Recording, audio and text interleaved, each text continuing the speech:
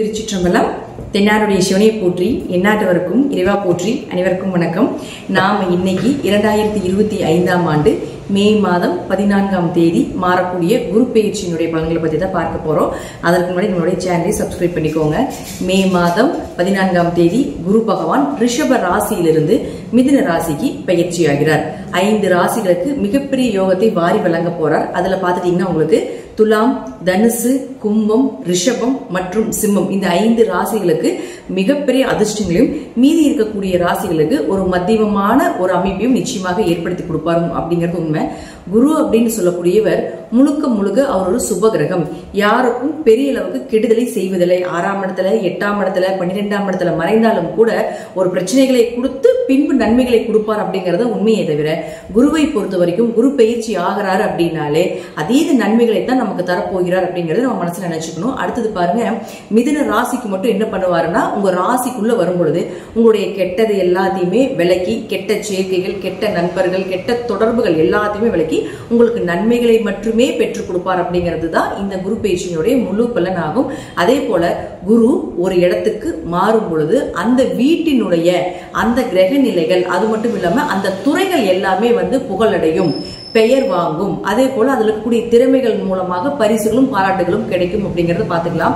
ஜாதகத்துல உங்க ஜாதகம் எப்படி வேணா இருந்துட்டு போலாம், என்ன தசாபுத்திகள் வேணா நடக்கலாம், என்ன மாதிரி விஷயங்கள் இருந்தாலும் கூட குரு மிதுன ராசிக்கு வரும் பொழுது புதன் சார்ந்த விஷயங்கள் எல்லாமே பிரபலம் அடைவீங்க அப்படிங்கறத உண்மை. அது நான் என்னென்ன துறைகள்னு சொல்றேன், அந்த துறைகள்ல நீங்க இருக்கீங்களா அப்படிங்கறத பாருங்க.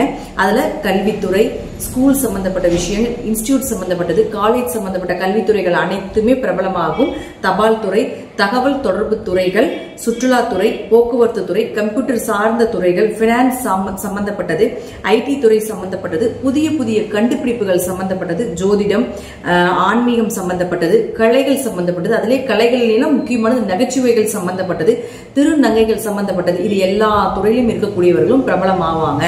அதே போல இந்த துறையில் இருக்கக்கூடியவர்களுடைய வீட்லயும் சுப நிகழ்ச்சிகள், திருமணம் சார்ந்த விஷயங்கள், நீங்க என்னெல்லாம் சக்சஸ் பண்ணணும், டிரான்ஸ்பர் ஆகணும், என்ன மாதிரி நீங்க உங்களுக்கு சாதகமான ஒரு நற்பலன்கள் வேண்டும் அப்படின்னு நினைக்கிறீங்களோ அது எல்லாமே நடக்கும். இது குறிப்பிட்டு துலாம், தனுசு, கும்பம், ரிஷபம், சிம்மம் அப்படி இருக்கக்கூடிய ராசிகளாக இருந்தால் இன்னும் நான் சொல்வதை விட மிகுந்த நற்பலன்கள் அப்படிங்கிறது நிச்சயமாக கிடைக்கும் அப்படிங்கிறதுல மாற்றுக்கிறதே கிடையாது. அடுத்தது இது சார்ந்த துறைகள் மட்டும் இல்லாம இந்த ராசியில் இருக்கக்கூடிய உங்க ஜாதகத்தை எடுத்து பாத்தீங்கன்னாலே தெரியும். உங்க ராசியில நான் சொன்ன 5 கட்டத்திற்குள்ள எந்த கிரகங்கள் இருந்தாலும் அந்த கிரகங்களுக்கு உண்டான வளர்ச்சியும் நிச்சயமாக கிடைக்கும். அது நான் என்னென்ன அப்படிங்கறத நான் சொல்ல போறேன். இப்போ முதல்ல குரு ஒரு இடத்தில் இருந்தால் என்ன பலன்களை கொடுப்பார், அவங்களுடைய பார்வைக்கு என்ன பலன் அப்படிங்கறதை பார்க்கலாம். அடுத்தது அந்த கிரக நிலைகளுக்கு என்ன பலன் அப்படிங்கறதை பார்க்கலாம். நாம எல்லாரும் கேட்டதற்கு இணங்க பரிகார வகுப்பு அப்படிங்கறத நம்ம ஒண்ணு எடுத்துட்டு இருக்கிறோம்.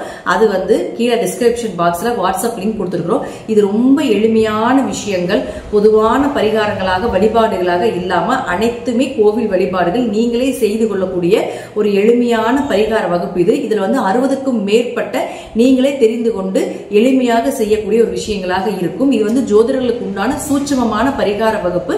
இதை நான் இப்போ உங்களுக்கு தரப்போற விருப்பம் இருக்கக்கூடியவர்கள் கீழே இருக்கக்கூடிய வாட்ஸ்அப் லிங்க்ல ஜாயின் பண்ணிக்கோங்க. இப்ப நாம ஒவ்வொரு ராசிக்கும் இந்த குரு பயிற்சி மூலமாக என்னென்ன நடக்கும் அப்படிங்கறத நம்ம பார்க்கலாம். கும்ப ராசிக்குண்டான குரு பகவானுடைய பயிற்சி பலன்களை பத்தி பார்க்கலாம்.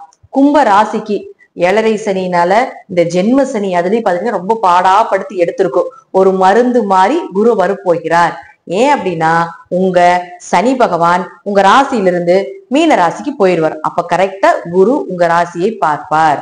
அப்ப எப்படி இருக்கும் அப்படின்னு பாத்தீங்கன்னா, உங்க ராசிக்கு 5ஆம் வீட்டை பாக்குறாரு. இது கும்ப ராசிக்கும் எடுத்துக்கலாம், கும்ப லக்னத்துக்கும் எடுத்துக்கலாம். அப்போ 5இல் குரு வரக்கூடிய காலகட்டங்கள்ல பெரும் பணம் வரும், தெய்வ அனுகிரகம் கிடைக்கும், நிறைய பேரினுடைய நல்ல தொடர்புகளை ஏற்படுத்தி கொடுப்பார். குரு ராசியை பார்த்தால் நல்ல நண்பர்கள், நல்ல மனிதர்களுடைய தொடர்பு, ஸ்பிரிச்சுவல் லைன்ல பாத்துட்டீங்கன்னா உங்களுக்கு நல்ல சக்சஸ் கொடுப்பது, தெய்வ அனுகிரகம், கூடவே தெய்வங்கள் இருந்து காப்பாத்தும் அப்படிங்கறத இந்த 5ஆம் இடத்துல குரு இருக்கிறதுக்கு உண்டான பலன். 2வது 5ஆம் இடங்கிறது குலதெய்வம்னு சொல்றோம்.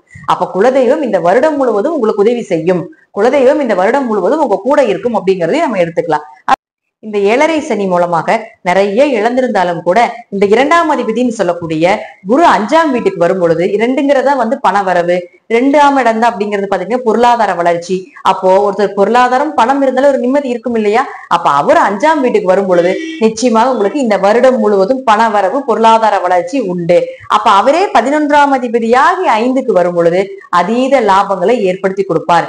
ஏதாவது ஒரு வழியில உங்களுக்கு அதீத லாபங்கள், மூத்த சகோதரர்கள் மூலமாக உதவிகள் கிடைப்பது, இந்த வருடம் தங்கம் சேருவது, நகை சேருவது, அதே போல பாத்துட்டீங்கன்னா வெள்ளி சேருவது, ஒரு இன்வெஸ்ட்மெண்ட் பண்ணி ஒரு பொருள் வாங்குவது, இதெல்லாமே நிச்சயமாக நடப்பதற்குண்டான வாய்ப்புகள் உண்டு. இது இந்த அதிபதிகள் இந்த இடத்துல இருந்தால் நடக்கக்கூடிய பலன் நம்ம சொல்றோம். அடுத்தது குரு பாருங்க, உங்களுடைய 11ஆம் இடத்தை பார்ப்பாரு, உங்களுடைய ராசியை பார்க்கிறாரு, லக்னத்தை பார்ப்பாரு, அடுத்தது 9ஆம் இடத்தையும் பார்க்கிறாரு. அப்போ 9, 11 தொடர்பு ஏற்பட்டாலே எது மாதிரி இருக்குங்க? பூர்வீக சொத்து மூலமாக லாபங்கள் கிடைப்பது.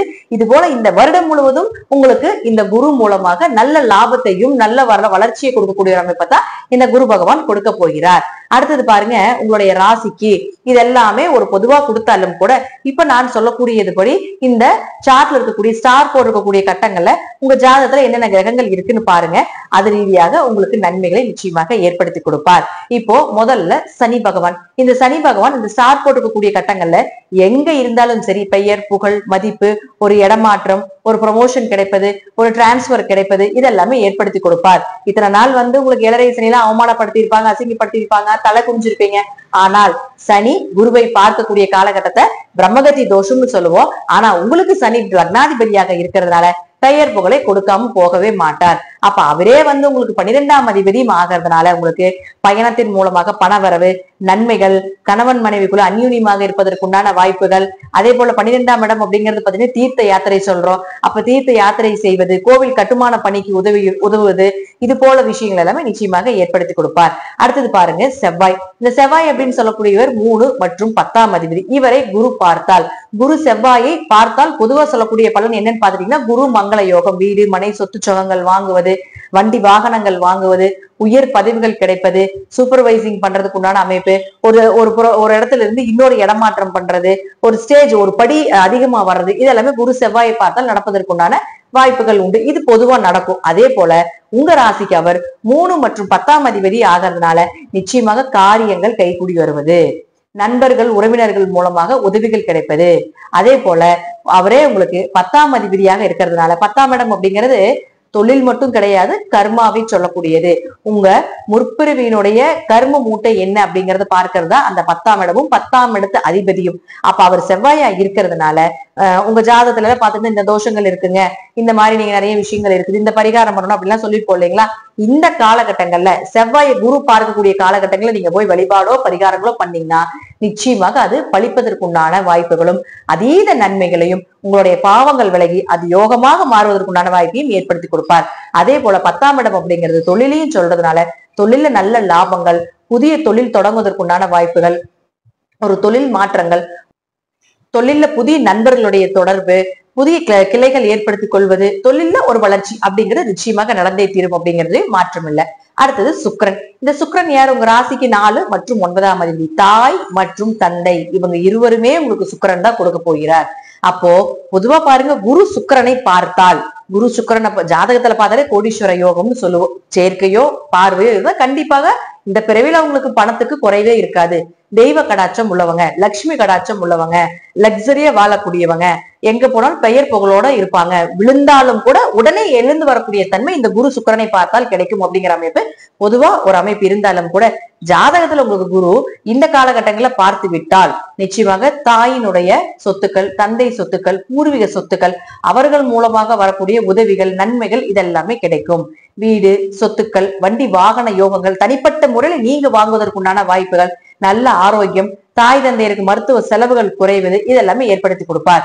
9ஆம் இடங்கிறது உயர்கல்வி சொல்றதுனால உயர்கல்வி படிப்பதற்குண்டான வாய்ப்புகள், வெளிநாடு வெளியூர் போய் படிப்பதற்குண்டான வாய்ப்புகள், நல்ல குரு அமைஞ்சு வருவது, உங்களுக்கு ஏதாவது பிரச்சனைகள் இருந்தா அதை தீர்த்து வைக்கிறதுக்கு ஒரு நண்பர்கள் மூலமாகவோ ஒரு குருநாதர்கள் மூலமாக ஒரு உதவிகள் கிடைப்பதற்குண்டான வாய்ப்புகள் இதெல்லாமே ஏற்படுத்தி கொடுப்பார். அடுத்தது பாருங்க புதன் பகவான்.